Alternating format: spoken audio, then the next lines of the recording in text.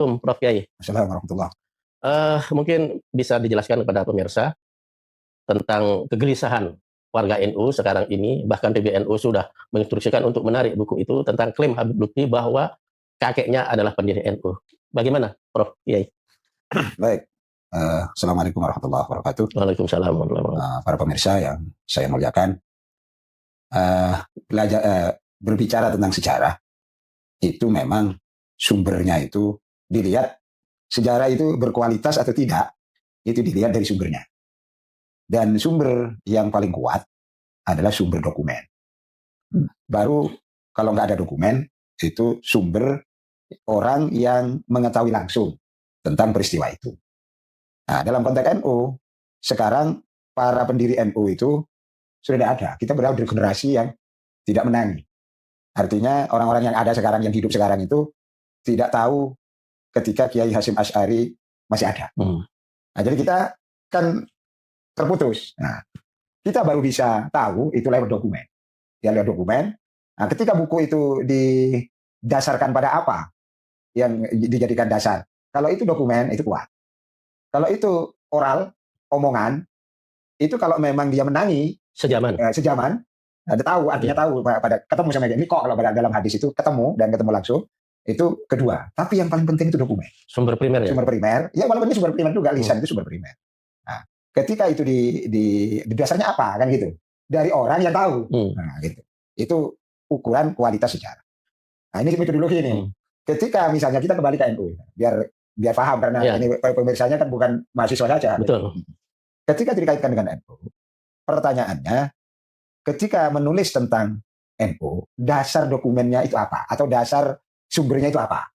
Katakan sekarang kasus yang dekat, bahwa pendiri NU diantaranya ini, saya mengikuti juga itu. Tapi dokumennya itu adalah oral dari Habib Lutfi.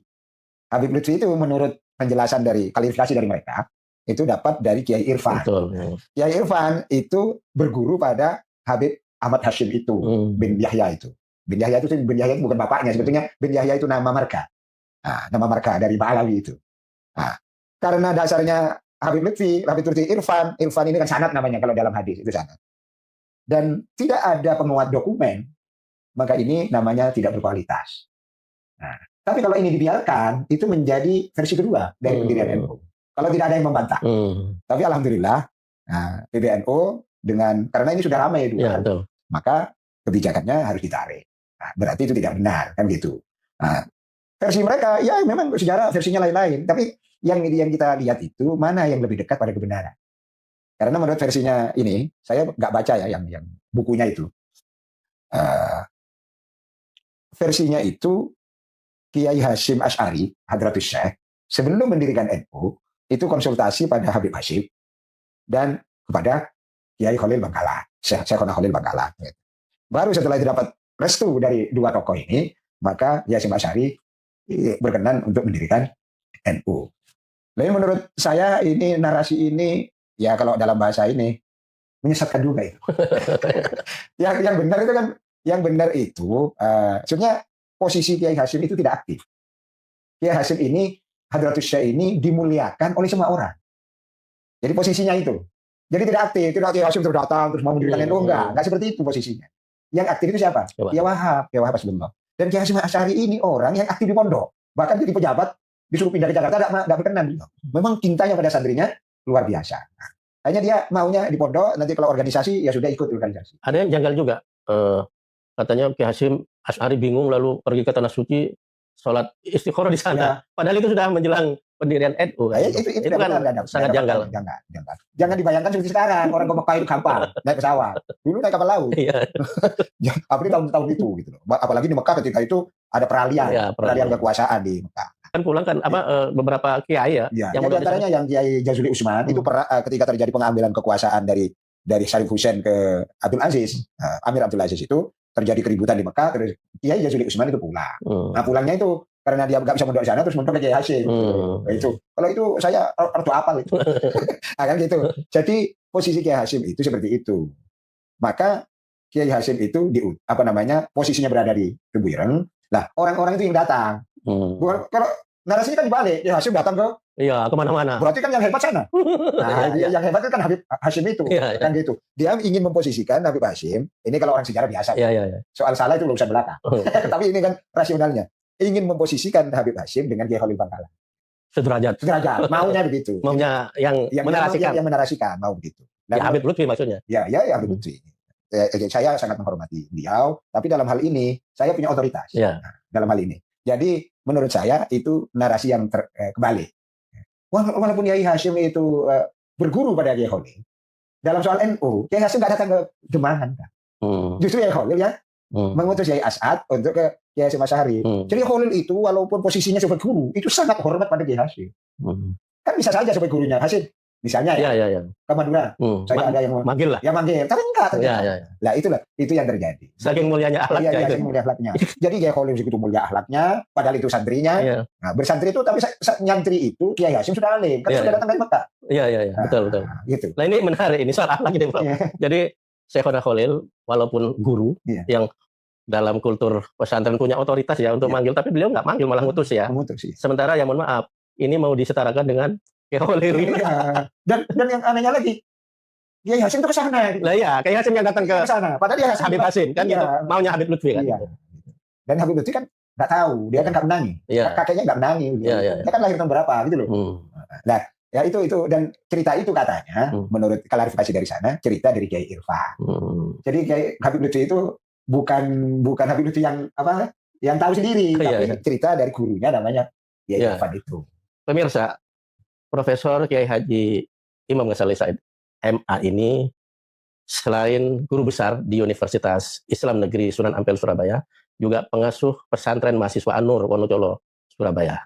Jadi beliau punya otoritas keilmuan, apalagi sudah saya sampaikan tadi beliau sangat aktif meneliti dan bahkan sering ke Timur Tengah untuk meneliti tentang Islam dan seterusnya. Nah, Prof, ini kan ya mohon maaf sekarang lagi berlangsung atau sedang terjadi konflik nasab. Nah, konflik nasab ini terutama ya mohon maaf, klan Ba'alawi itu dianggap terputus dan tidak nyambung dengan nasab Rasulullah.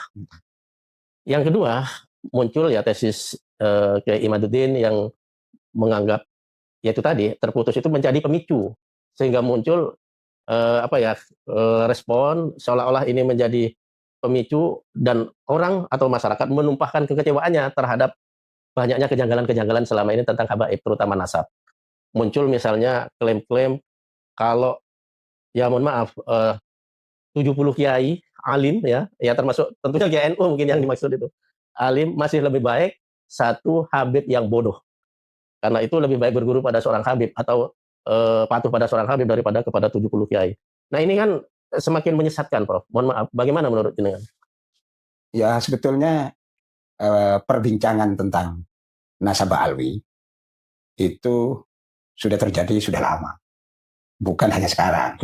Hanya orang yang berani meneliti, kemudian berani beropini, ya iman. Sebetulnya sudah ada. Sudah ada yang meragukan. Justru di Yaman sendiri. Oh ya? Ya, di Yaman sendiri. Di Yaman sendiri itu ada fatwa yang sudah menyatakan bahwa klaim Ba'alawi itu putus. Jadi sebelum ini. Tapi yang paling penting menurut saya, kenapa itu terjadi?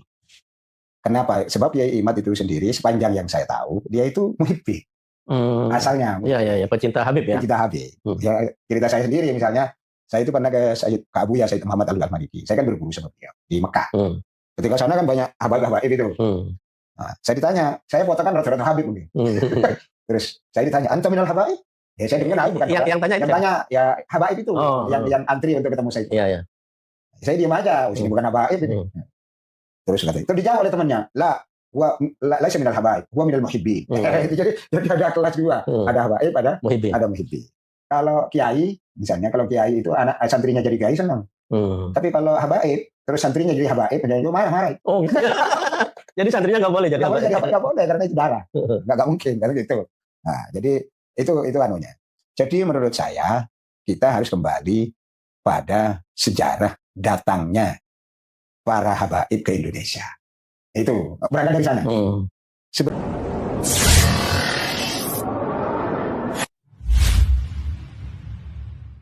Sebetulnya para habaib itu ada dua gelombang. Di sini sudah Islam. Oh, sudah Islam ya? Udah Islam, masalahnya jangan bergaya lah. Ya, ya. Ya, karena misalnya Sunan Ampel itu ada di Surabaya tahun 418 atau 419. Ada perbedaan sedikit. Berarti abad ke-15. Sementara itu yang wali-wali Songo nanti putranya Sunan Derajat, kemudian apalagi Maulana Malik Ibrahim, itu wafatnya Maulana Ibrahim tahun 1418 wafatnya.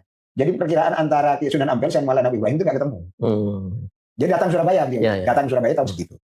Kemudian siapa namanya wali-wali setelahnya itu setelah kalau Maulana Malik Ibrahim yang tertinggi. Tapi ada sebelumnya yang lebih awal, misalnya Syekh Wasil yang Kediri itu lebih awal itu 1200-1300-an. Nah, itu jadi di sini ketika Wali Songo artinya abad ke-15 dalam waktu cepat Islam itu sudah mayoritas dalam waktu 1 abad. Belum ada ini. Belum ada. Nah, gelombang habaib, bukan habaib lah, syarif atau sayyid, habaib ini istilah baru. Itu datang ke sini tahun 1800. Tapi bukan Balawi. Oh, abad 18 berarti? Abad 18. 1800. Mungkin suatu abad 19. Nah, tapi yang Al-Idrus yang di mana? Yang di luar Batang, di Jakarta, itu abad ke-17. Tapi kan jauh sekali dengan Sunan Wali Songo ini. Makanya jangan bergaya. Ya. Itu yang saya katakan jangan bergaya. Artinya peran mereka untuk Islamisasi itu sangat kecil dibandingkan Wali Songo. Nah, Wali Songo ini kan menurunkan Duriyah. Di antaranya Kiai As'ad. Di antaranya Kiai Hasyim Asy'ari. Artinya Kiai Hasyim, Kiai As'ad, pendiri NU itu rata-rata Duriyah. Wali Bangkalan. Tapi saya pernah tanya kayak yang Habaib Ba'alawi. Kan ada yang alim kan? Ba'alawi juga ada yang alim. Nah, saya tanya ahli sejarah juga. Sekarang sudah wafat dia. Namanya Husain Potlok. Panggilannya Husain Potlok. Asegaf itu dari Gresik itu. Gimana kalau siapa namanya? Kiai Khalil. Khalil itu juga habaib tapi mastur. Mastur itu artinya tidak diketahui bagaimana gitu loh. Dan memang mereka tidak pernah ngaku. Jadi orang-orang kayak Hadratus Syekh nggak pernah ngaku. Nah, ini kebalikannya sekarang ya? Iya, kalau saya ngaku di darah saya mengalir darah Rasulullah. Saya beli. Bahkan ada ini kan pembelian gelar Habib. Iya, gelar nasab. Mengeluarkan paspor. Iya. Dan ada harganya itu, jutaan. Ya kembali lagi berarti Kiai Hasyim, Kiai Khalil itu menyembunyikan ya? Bukan menyembunyikan, memang nggak pernah cerita. Lah ya itu kan sama dengan menyembunyikan. Apakah nggak pernah cerita memang? Tidak ada dalam dokumen-dokumennya karya-karya beliau. Terus walaupun Kiai Hasyim Asy'ari itu menulis tentang Mahabbatul Rasul, tapi di situ dia tidak pernah menyatakan dia cinta Rasulullah. Loh saya ini Duriyah Rasul. Nggak ada. Saya sudah baca dokumen. Tidak ada kesombongan nasab. Tidak ada. Dia mencintai Rasul, mencintai Siti Fatimah, mencintai Sayyidina Ali, tapi tidak ada. Oh saya ini masih turunan beliau.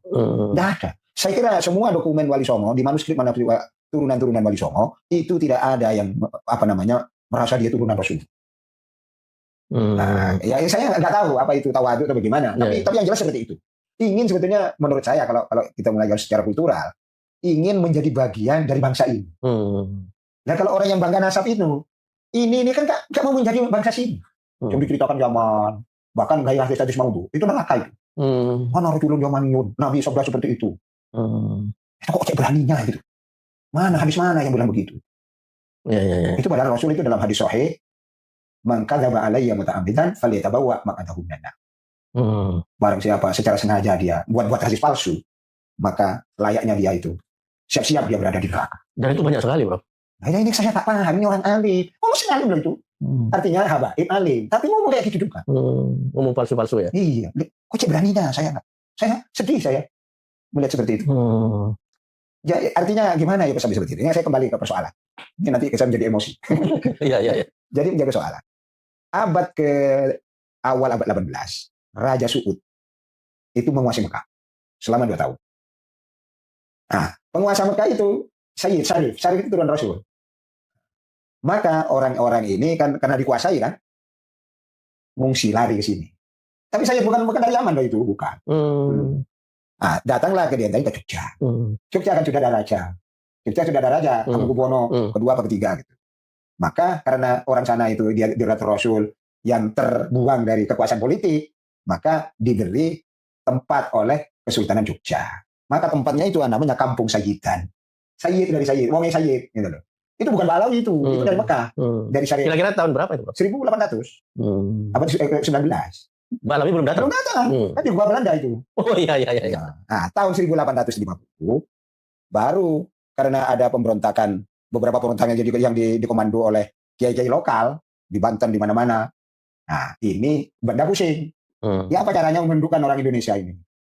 Nah, akhirnya dibawalah orang Yaman yang dia senang mengklaim dirinya sebagai Juliatul Rasul, dibawa ke sini, dibawa Belanda. Nah, itu banyak buku-buku yang sudah bicara seperti itu. Termasuk tulisan yang biasanya memang bukan dari kalangan habaib. Jadi misalnya kebijakan pemerintah Belanda terhadap keturunan Arab oleh Hamid Al-Ghadri, misalnya ada beberapa buku yang sudah ditulis itu.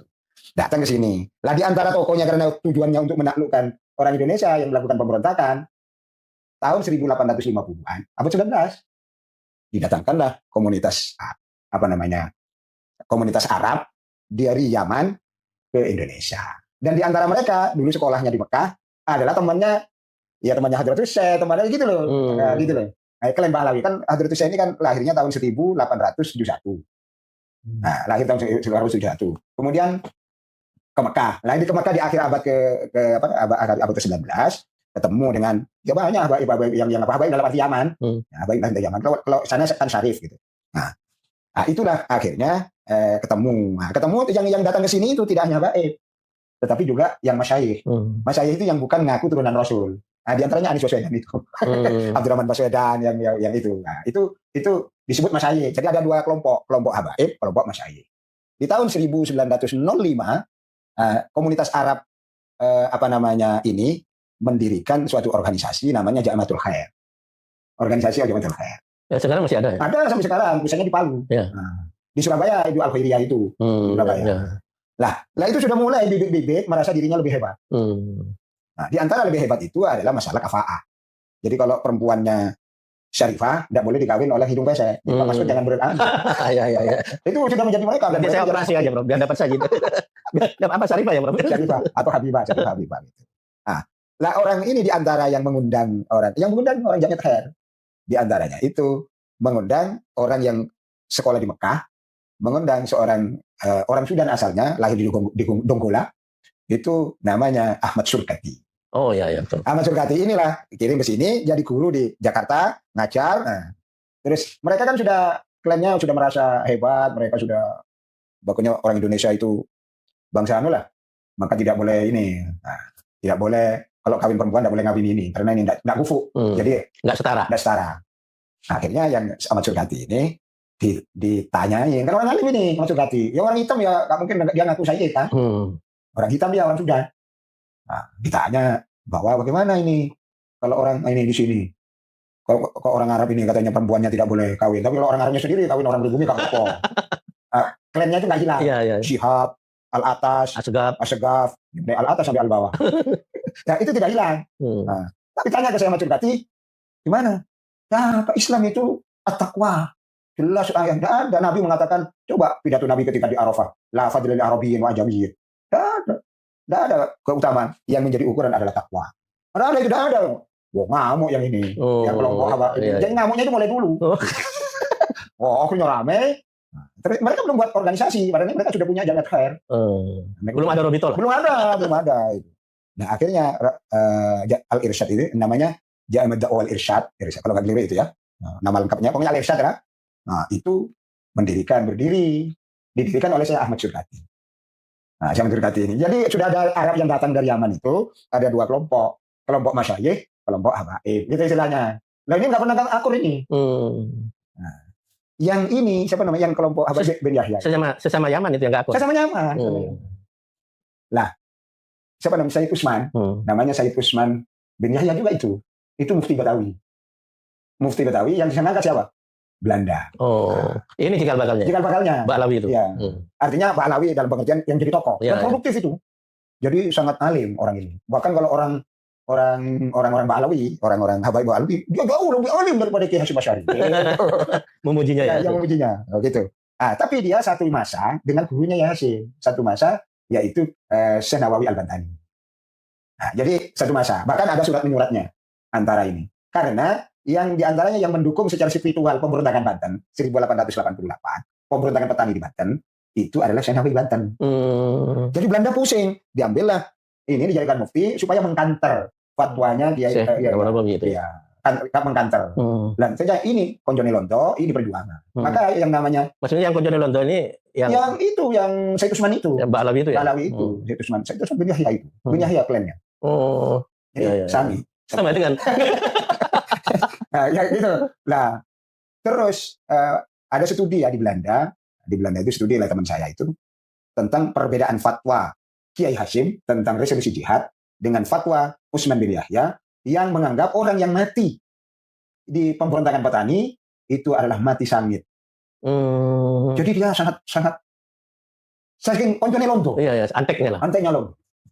Jadi saya berani mengatakan demikian karena saya banyak bukunya. Iya. Bukunya produktif, sangat produktif. Nah, nulis dalam bahasa Melayu, juga dalam bahasa Melayu. Dan terjadilah hubungan yang baik antara kalau kan temannya Senuk Gurunya. Oh iya. Di kolaborasinya dengan Senuk. Iya, masuk akal. Nah, terus akhirnya yang siapa namanya? Yang Kiai Bansen Hawaii Banten itu kan dia pernah pulang. Karena menjadi incaran Belanda, dia balik lagi ke Mekah.